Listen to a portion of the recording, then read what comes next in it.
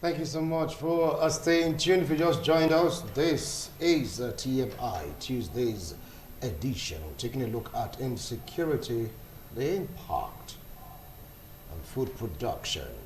Where we're back, when all this started, you get to hear about farmers being so scared to go to the farm. And of course, the governors of each state, they were asked to go secure their states using whatsoever means necessary to make sure they prevent these farmers' headers clash. All right, and people like asking what is happening right now. Now, despite the ban on open grazing, despite the measures taken by these governors to secure the region, to secure the state, some are saying there is still ongoing clash between headers and farmers. Some are saying some of the lands have been sacked by these headers. They cannot go to the farm. But it's a story different in your area. If that is the case, what should be done to curtail this menace? What should be done to reassure farmers, especially in those states, that they can go back to their farms without being scared? What do you feel about what is happening in your own measurement and standards? Is the government doing enough to protect farmers, to prevent this clash between these farmers and headers? With me here in the studio, I have a legal practitioner, a human rights activist, political analyst. Join me to welcome Barrister Cosmos Iraba. Barrister, welcome to TMI Sunday's Tuesday's edition, please. Good morning. Okay. Good morning, viewers. With me here also in the studio, one-time vice chairman of a local government, one-time acting chairman also of a local government, political analyst, and right now he's into agriculture. Right? I'd like you to join me. Welcome, Honorable Desmond Ugbo. Welcome to Good morning. Teachers Edition. Thank you for having me. All right. We are still expecting the likes of, it's actually calling me Esquire, your Deji Ogidegbe. When it comes and will join us in the studio, he's going to share his opinions and, of course, view on this particular discussion. Let me start off with Honorable Desmond Ugbo. You are in the field, you have encountered so many things. Talking about the situation on the ground, is this still the same or there are changes? Thank you, my brother. It is very, very appalling, very pathetic that the much-touted ban on open grazing in the southern part of the country has not manifested in its reality. Taking a look at the incessant clashes between herdsmen and farmers, and the continuous grazing, open grazing, being carried out by these herders. If you go to all the villages, they will tell you that the open ban on grazing is just a hoax because nothing much has happened in actual reality. Take, for example, the food insecurity that is being faced by the citizen today is as a result of the prevention of farmers from the farm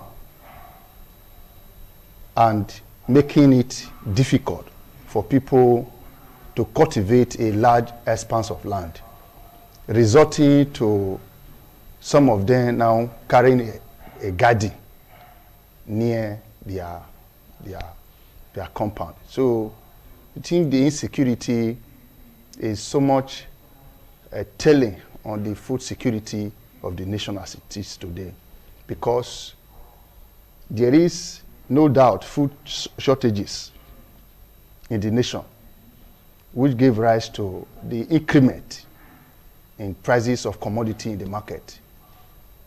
And also there are so many other indices apart from insecurity that led to food insecurity in the nation, like the sharp rural-urban drift or migration, owing to lack of basic amenity, social amenities, lack of quality education in the village, farming, poverty, unemployment, name them. So, and the government in this direction has not done enough to make sure that the rural economy is enhanced by way of providing the basic necessity to ensure that people stay behind and cultivate the land for food production. And that the food production we are talking about is no longer enough as a result of this insecurity in the bushes. So if government has done enough, yes, in the area of local vigilante, but most of these vigilantes are not being paid. We'll get there. And the local vigilantes, I'm not sure, has a nexus with the community as well.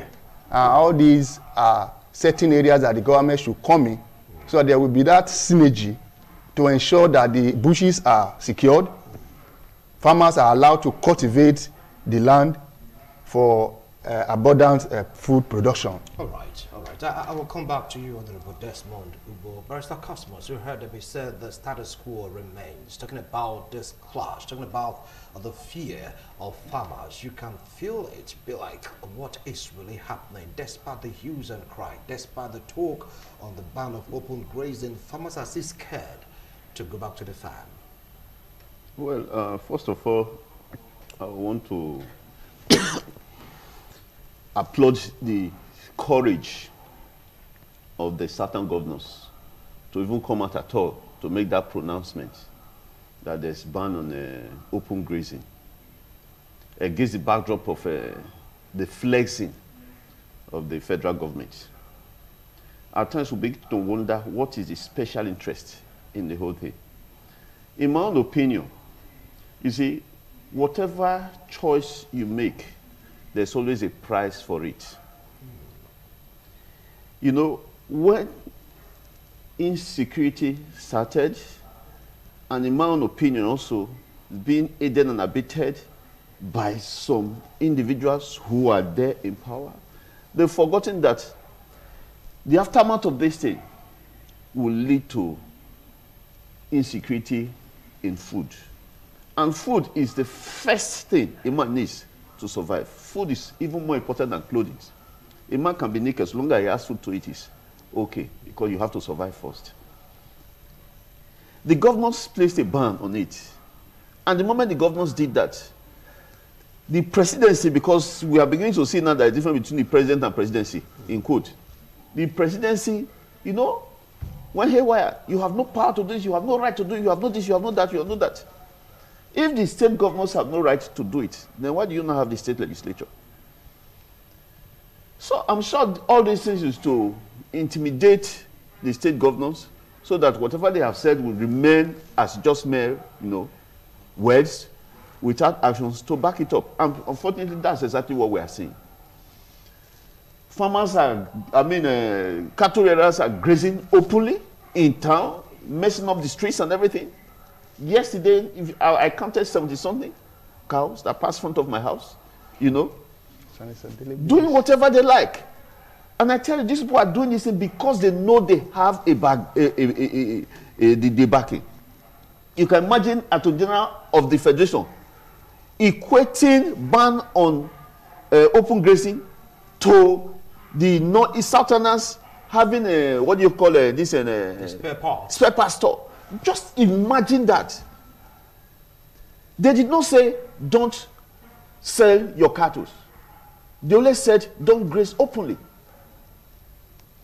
The man in the east, south, in the north that is selling spare parts paid for his store.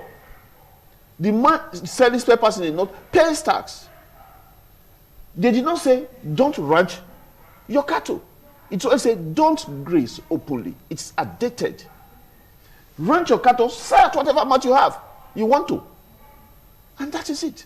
So with all these things, these people are, you know, pampered and all that. And they do whatever they like. A friend of mine who is a pastor rented or leased a parcel of land, acres, and started to planting things and all that. One of the days he went there to tame the place, he saw these people there. He tried to be bold, say, hey, leave that. He must say, are you mad? I dey crazy, I dey mad. He was trying to, he ran away. and he never went there again. You see, that place, and he had taught money. Whatever happened to that place, he didn't bother to know, because his life was more important. That would have provided food for people. Another things, you see this stretch, let me use my own, Benin to Edo Central. So many people have farms there. Weekends, they go there. I tended to do that. But when you know what happens along that road, how they kidnap, a friend of mine was kidnapped. Excuse me. He said the money they demanded for him was not even the issue. That the beating they gave him, that the man who cut wood will be beating, the man beating you will be fainting. Because you did nothing. They will still demand the money. By the time they finish saying next, when it gets to your turn, you already died before you get there. With all this, people who intend to go to the rural areas to farm, you think they will try it? They will not. I think this is a grand plan.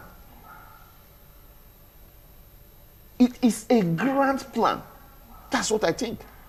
Because it cannot go on like this, and the federal government is not doing anything about it. The other day they say vigilantes try to, attack.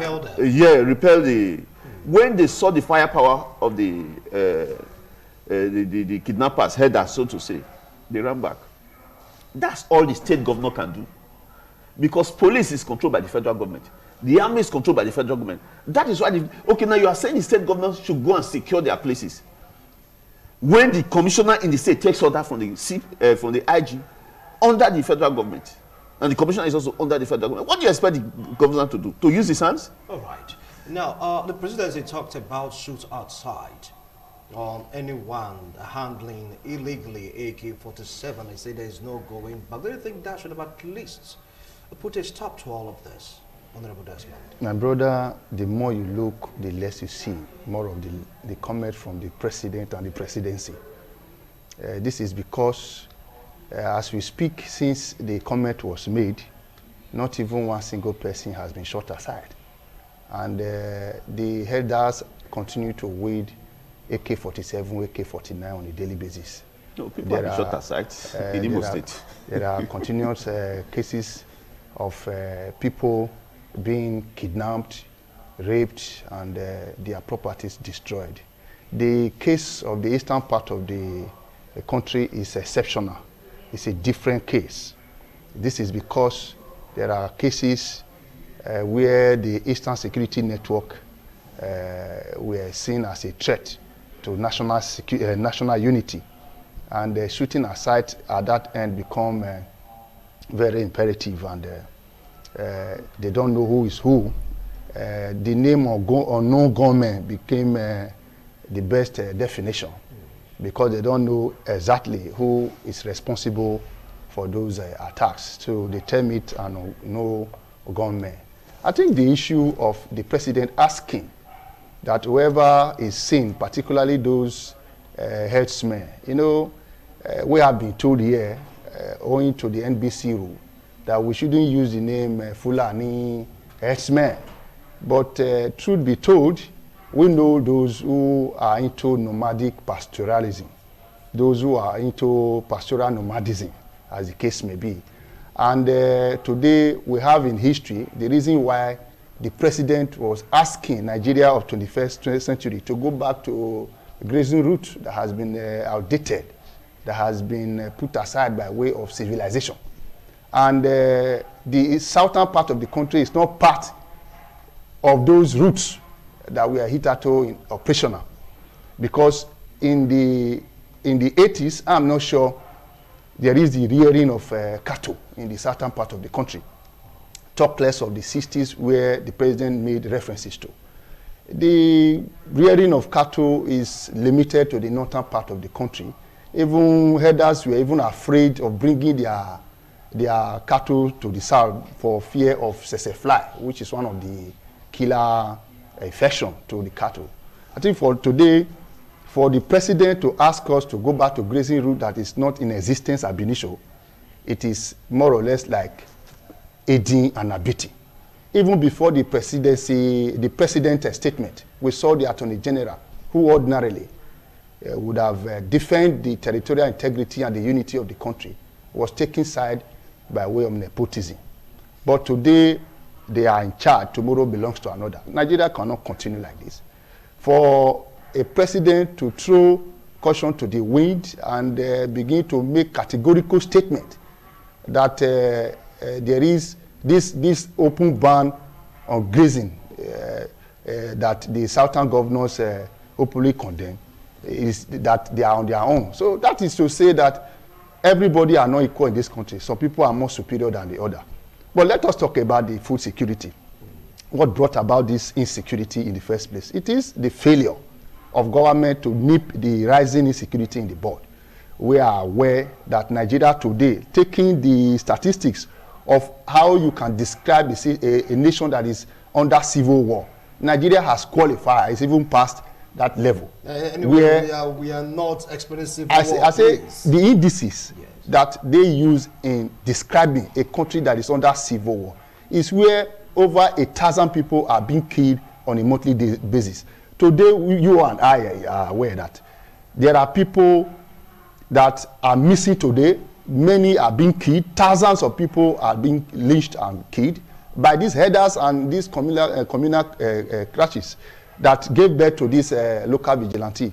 I think the only panacea to food security that has been actuated by this prevalence insecurity is when there is a working synergy between the government and the people. Just like how the Oba of Benin, for example, normally call the village heads or John Weres, Iniges and the Okao to a roundtable meeting to disseminate information that will go to the grassroots. So also should the government borrow a leave and invite all these people so that they can be working hand in hand with the local vigilante and the police. It appears from all indication that the normal conventional security apparatus of the country has failed. Has failed? Yes. Okay. All right. Has failed. I will come back to you. Hence, this vigilante that is in place. They are trying, but they need to be encouraged so that they can do enough to police the community. Now, what will it take each state's governors to mop up their forests? Talking about the forests in the state, vis-a-vis Edo State. Reports have been coming, this is where they are. They are in this forest. What will it really take? What will it cost Edo State government, another government from the South region to go in there, clear the forest so that farmers can have this soil relief so they can go back to the farm to prevent what is looming right now, food insecurity? You see, you permit me to delve into the history a little. You see, food insecurity we're having now is an output of insecurity. And insecurity is a product of political gangsterism. And I will explain. When 1999, you know, political dispensation started, or before it started, Abu Salami, who was the president then, wrote or did a constitution, which is 1999 constitution. And the 1999 constitution was not done by the people. It was done by a military regime. I don't know how many of them did that. And in the preamble of the constitution, they say, we the people of Nigeria. That was the first failure. Then you go further. You discover that there are some regions that have 5 states, some regions have 7 states, some regions have 6 states. And it's in consonance with these states, you understand, that you have representatives in the National Assembly. You understand what I'm saying? And it is in the National Assembly you have, the National Assembly becomes a place where all the people gather, take decision, and it seems to be all the people, so to say. All right, now you just hold on now. You continue with that line of thought after this break. We want to make 1 or 2 adjustments, all right, so that the show can have this balanced opinion from every side. You really get to hear also from the person that has been in the field, that has encountered some of these headsmen. We'll be right back. Don't go anywhere. TMI, every opinion counts. Thank you so much for staying tuned. If you just joined us, this is TMI. We're taking a look at insecurity, the impact on food production. You have introduced him when he wasn't around. Now he's here with us. So I should address him as Esquire, not as barrister. Esquire Ayodeji Ogedegbe. He is now deep into agriculture. Welcome to TMI. I appreciate your coming. Thank you, Wilson. Good morning, viewers. All right. So, well, with you, Barrister Cosmos, go ahead and call your opinions, please. Yeah. So, like I was saying, you know, what we are talking about is insecurity. And insecurity has led to food insecurity. So, I want to say, how come the insecurity? Like I was saying, you know, Abacha said something. He said, if there's insurgents, if insurgents last more than 24 hours, government is involved. It is he that said it. I'm not the one that said it. You know, what I'm saying is that, why is it that, going to your question, governors have not been able to clear the bushes? That's why I'm saying all this. Yeah. You know, the Constitution gave power to a particular section of the country. And unfortunately, this section are the people who are these headers, or where these headers come from. And then knowing the fact that anything you do, that's why I discovered that some people are saying outright constitutional conference. The presidency is saying that he has no power, that it is the National Assembly that have power to amend the constitution. So there are two things here. Outright constitutional conference to write another constitution, and then the president is saying amend the constitution. And you ask, why would the constitutional president even accept amendment of the constitution? Because he knows fully well that they are more. The National Assembly is something that's anchored on voting.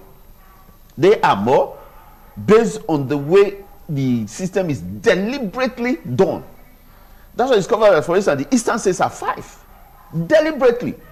The South, 6. Deliberately. While others are 7. And that is how you have members in the National Assembly, and that is how they vote. So before the election, before the voting, they already know where it is going to. So that's why it's called the presidency is saying National Assembly. So if you take it to National Assembly, it is what the vote says that they will do. And of course, it will be one-sided. But those who know are saying constitutional drafting, fresh constitutional conference. And I want to anchor on that, because the constitution we have now was not done by the people.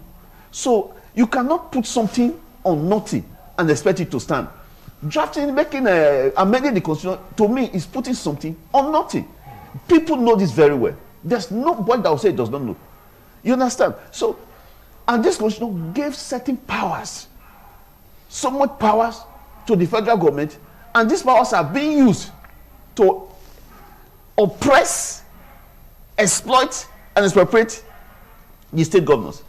And if you go by this scenario, the state governors have very little to do with regards to pulling the security apparatus to clear up this issue. But look at what Autumn is doing. He's doing a good job in this regard. Autumn is doing a good job, but he's highly limited.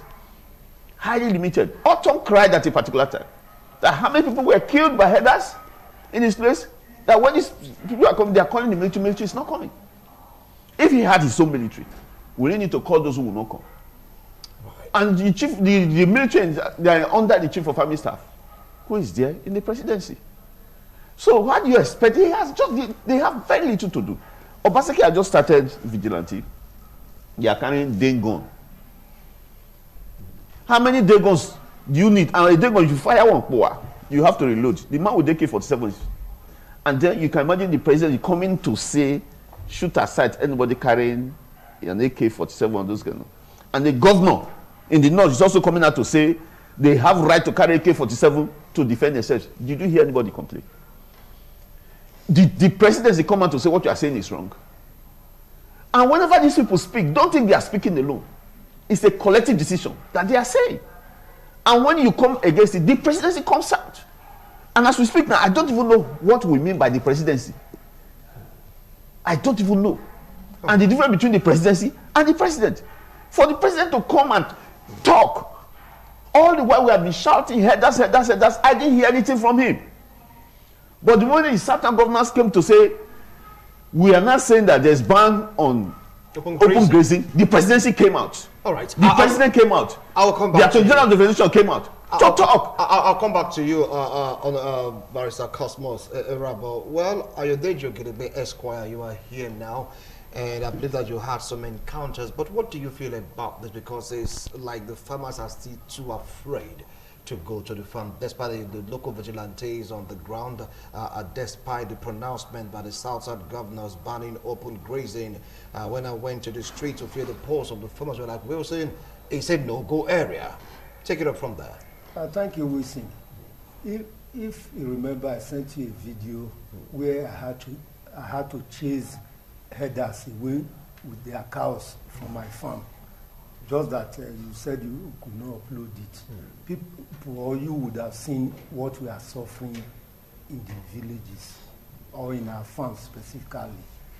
If I tell you that it took me that guts to confront, because seeing the damage is done to my crops, which I have expended so much on, they are feeding their own cows to make money. I am growing my crops to equally make profit. But by the time they now destroy mine to feed theirs, is that godly? Is that just and fair? I expect that the various states, though they lack that power, because security is squarely rested on the federal government. Like my colleague said, if the federal government can divest these powers to states, and let there be an enactment that we farmers too can equally hold guns to defend ourselves, not against the herders alone, even against wild animals like bush pigs and the likes. So no, seriously, that says farmers also to carry AK-47. Not AK. When the government saying illegal burn of arms is prohibited. No, including the day gun. Farmers are not even allowed to carry it about. You must license it with the local government or with the security. And they are not doing that. And the local governments will tell you now that they are not licensing day gun, because it's the responsibility of the local government to license day gun. When I was in service, that was a part of my job. I was licensing guns for farmers and vigilante groups. So my plea is that the government should allow us equally have access, or alternatively higher security for us to go to farm too. Because if the government is supporting herders to destroy the properties of they are herders, not supporting herders, please, let's be guarded. They are not supporting herders. what do you, That's the picture. No. But what do you denote from the narratives? They are supporting, because if you are saying the herders, the cows have equal access to land, they can move anywhere unrestrained, just like human beings, then what is the import of that? It means they are equally supporting the herders and their cows. And this snowballs to the fact that we from the south and east, we are not as united as the northerners. Because I see this as a cold war between the north and the rest of the zones or geopolitical zones. Yes. Cold war. Yes, it is. But give and take, the masses will suffer more, because very few people are going to the farm. Especially now that even just of recent, rains were not helping matters too. So the little that will be harvested this season will certainly be beyond the reach of the average man. So I am at this point calling on the government to encourage farmers, provide security within the nooks and crannies of the locality, especially in the bush. Let this vigilante be added to policemen and army, not putting army and the police on the road to collect tokens, I call it tokens from drivers or travelers, but they should be more concentrated in the bush, because the kidnappers equally, when they kidnap, they take their victims to the bush, not into the house or hotels. So the security should be more in the farm. That more people will be encouraged. They will have the confidence to leave their home for farm. Okay. Okay, well, I will come back to you shortly. Of course, he sent me a video. I saw the video, but I couldn't upload it. Yeah, chasing headers out of his farm, and that takes a lot of courage and a lot of guts, so to speak. Or like the story you said, two different stories. How he moved and he ran. Two different stories. Now, should farmers resort to self-help? Exactly. What else do you expect them to do? A situation where those you are expecting to protect you are speaking against you, then the next is for you to resort to self-help. And that is the only remedy to this malady of sort. Because, like I said before, until the government synergize with farmer by way of providing security, the food shortages will linger on. This year, there is going to be an acute shortage of food in circulation. Apart from what happened last year, the COVID-19 pandemic, then the escalated insecurity in our forest, and the fact that people no longer have the guts to go to farm, even to sleep there, it is now a problem. Those you're supposed to hire to help work in the farm have run to the urban center.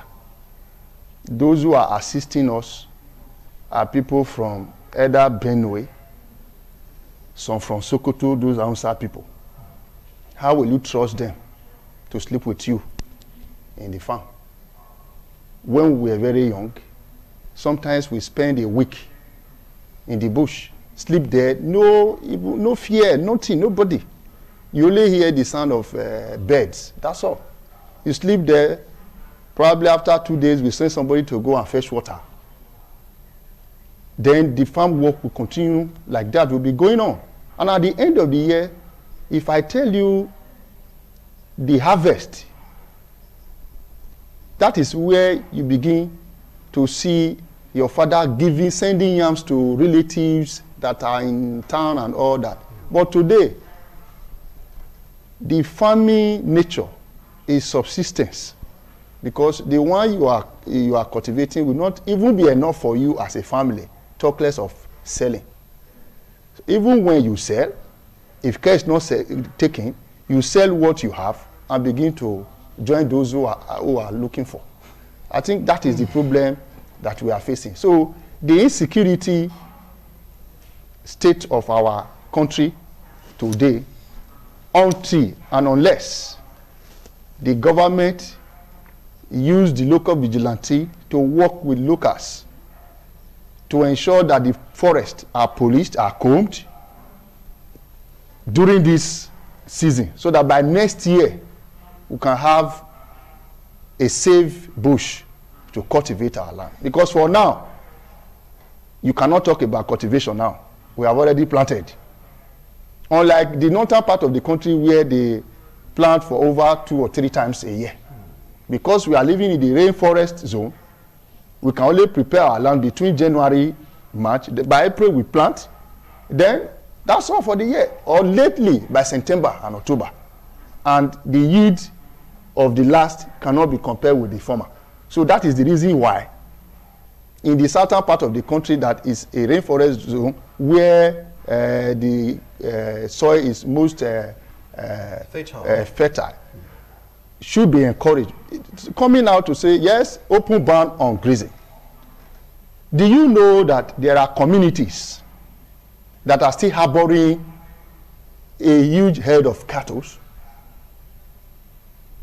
They don't have any business residing there. It is the community that gave them the approval to reside there, thereby going from place to place, destroying people's crops. In my place where I am resided, every day, there is no day cattle must pass through my fence on a daily basis, morning and evening. You see there are donks everywhere. A time came when the woman that was supplying their water was called by the Ojonwere and the others. telling the woman not to fetch water for the cattle. Whereas it is those people that brought them that that are supposed to tell them to leave, instead of now bypassing, telling the woman not to fetch the water. Right. It is when, you know, there is no way the rain will fall without the earth knowing it.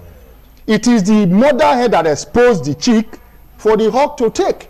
If you quit them, would the woman now fetch water on ordinary ground? Right. So that is the reason why, at the beginning of this ban on open grazing, those who are harboring them were afraid that probably the governors will clamp on them. The governor should not stop at just mere pronunciation of ban on open grazing. They should cascade it by obtaining data of those who are harboring those headers in their locality, with a view to now enforcing their outright removal. All right. I want to come to you, Ayodeji Ogedegbe. He talked about the ban on open grazing. He sees cattle around. Is that your experience when you talk about this ban, juxtapose it with what you're doing right now in the farm? Is there any improvement? Yeah, listen, I would say there is a little improvement on my own side, but not those with those farming around me, because they've merely abandoned their farms for fear. Open grazing should be stopped.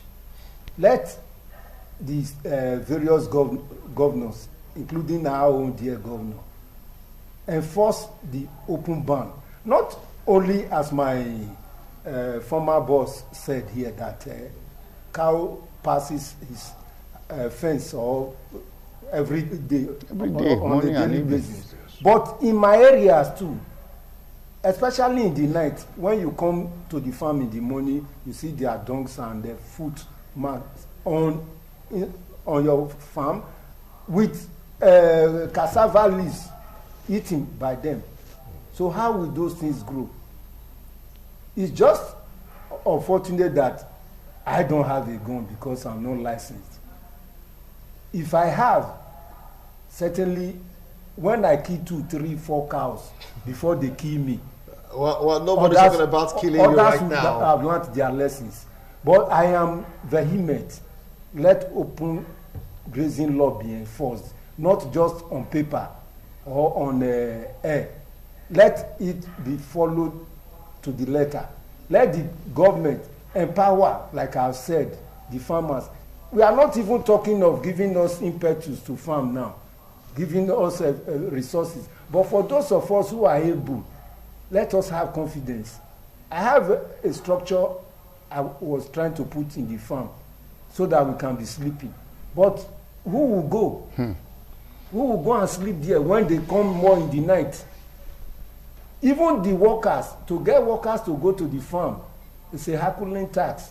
Because they will tell you that the bush is too far, very removed from the town, and if anything happens, they have kidnapped my 2 both elder and younger brothers with a friend in the farm near my own farm before. So it's not just a new thing. And recently it has been a daily basis along that Uoha Otuo road. The alarming rate it is going on now in Owan, east and west. Only the army can even come in, because they kill vigilante members because they go with AK. They go with AK-47, while the vigilante go with their gun.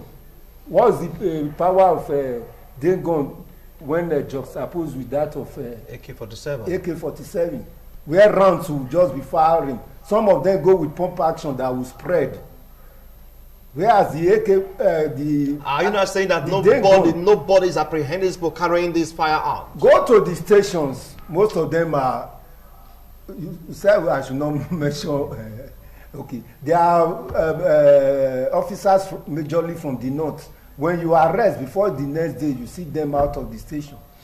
So we are at the mercy of God, not even government, because government responsibility is to protect us against external aggression. But now we are hopeless. And you are talking of how to boost Food production. production. Is it a manner you are expecting again this time from God, when our sins will not allow us even have faith in well, listen. Okay, thank you. I'm overwhelmed by the way the herdsmen are running this country with the support from the northerners. There is no constitution to rely on, because the constitution imposed on us was not from us. And now people even agitating for self-freedom to govern themselves are not being allowed. They are being slaughtered in the east. Anyway, let's not paint a gory picture, please. Let's not paint a gory picture because of that word. It's a reality. Because of that word. It's a reality. Thank you. June 12, many people wanted to come out, but in my place, as Afuze is serene, you see policemen with their van parading, blowing siren, whereas when you call them for crime to come, you not see them. They were parading, warning, shooting to scare people not to come out, and freely determine their own life. All right. We are in a secular state, as they wrote in that constitution. But how secular is Nigeria? Even the constitution itself, do you find anything like Christian mentioned in the constitution? Thank you. We need to go our ways. That is my agitation. No, nobody's talking about secession here, okay? Unity is non-negotiable. Barrister Cosmos Sirabo, you're going to have the last opinion on this discussion. From all we've said, from all your analysis, does it mean that the government has failed woefully in the aspect of securing lives and properties, juxtaposed with food production? When you say government, I don't know, is it state government, federal government, or government in general? I use the word government for a reason. Thank you. Okay. Well, I will not say the government. Let me use the word federal government now, because the state government has nothing to do about this. Just very little to do. I will not say the federal government has failed, because when you have a plan and a plan is succeeding, it is success. So I would like to use this word with due respect that the federal government has succeeded in making sure that there's no food in the south. That's the way I round up. It's quite confusing. So I didn't get that. Please come again. What I'm saying is that if I draft a plan, yes, and everything is working in consonance with my plan, it is not failure, it's success. Anyway, you just consider the federal government has a hand in this. Please, because that's what you're saying indirectly right now. They don't have a hand in it. I would open the phone lines for you guys to call in due to time constraints, and some other segment to have on the show will not really permit that. Well, you've heard them. From all they've said, they're not satisfied with what is really happening, because some are still scared, and there is a looming crisis coming. Food scarcity.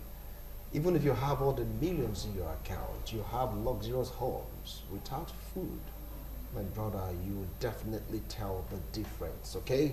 What is happening to the ban on open grazing?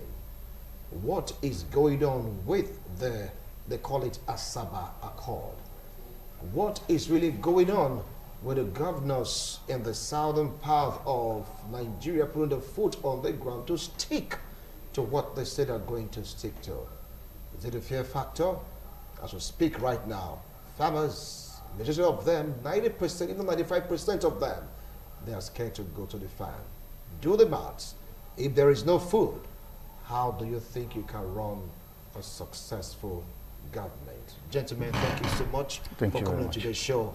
I appreciate your wonderful analysis. The opinions is theirs. They did their best possible to watch their emotions, political relations, govern the airwaves, because this is quite an emotional topic. The governors, what are you willing and what are you ready to do about this? What about the federal government? Everything put on the ground, is it going to help calm the clashes between farmers and herders? Food security is the utmost. When it's not there, what do you think will become of the country? New government. Food for thought. We'll be right back after this break.